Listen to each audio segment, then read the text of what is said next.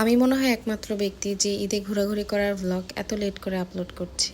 Hello everyone, কেমন আছেন সবাই? আশা করছি সবাই খুবই ভালো আছেন।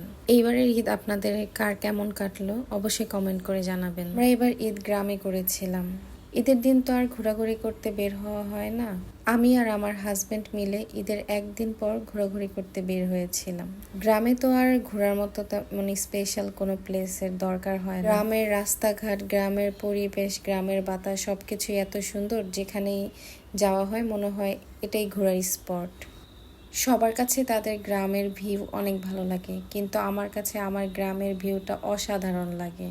রাস্তা থেকে শুরু করে ঘরবাড়ি সব কিছু এত সুন্দর, পরিষ্কার, রাস্তাঘাট এত সুন্দর, আমি যেই দিকে যাই আমার চোখ জুড়িয়ে যায়। আমাদের বাড়ির পাশে শিবচর রেলওয়ে স্টেশন, সেখানে আমরা ঘুরতে গিয়েছিলাম। স্টেশনটা নতুন করার কারণে স্টেশনটা অনেক নিট অ্যান্ড ক্লিন ছিল। এত সুন্দর, অসাধারণ, চমৎকার একটা ভিউ দেখতে পেয়েছি, আমার চোখ জুড়িয়ে গিয়েছে। তারপর অ্যাজ ইউজুয়াল আমার যেই কাজ, ছবি তোলা, ভিডিও করা, সেগুলোই করছিলাম। আমার হাজব্যান্ড অলওয়েজ আমাকে সুন্দর সুন্দর পিকচার এবং ভিডিও করে দেয়। মাশাল্লাহ মাশাল্লাহ, ও সম্পর্কে যাই বলবো তাই কম হয়ে যাবে। যেই কাজ করলে আমি হ্যাপি হই, ও আমার জন্য ঠিক সেই কাজগুলোই করে। আশেপাশের মানুষ কি বলে না বলে কোনো কিছুতেই ও মাথা ঘামায় না। কারো কোনো কথায় আমি আপসেট হলে আমার হাজব্যান্ড সুন্দরভাবে বুঝিয়ে আমার মন ঠিক করে দেয়। আলহামদুলিল্লাহ, আল্লাহর কাছে লক্ষ কোটি শুকরিয়া যে এমন একজন মানুষ আমার লাইফে পাঠিয়েছেন।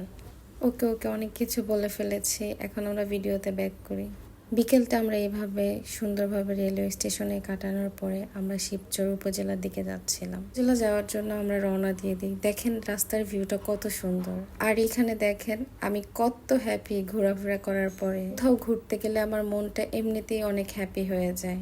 শিবচর এসে আমরা একটা রেস্টুরেন্টে বসি। রেস্টুরেন্টটার পরিবেশ খুবই সুন্দর ছিল। ঈদের টাইম হওয়ার কারণে অনেক ভিড় ছিল রেস্টুরেন্টে।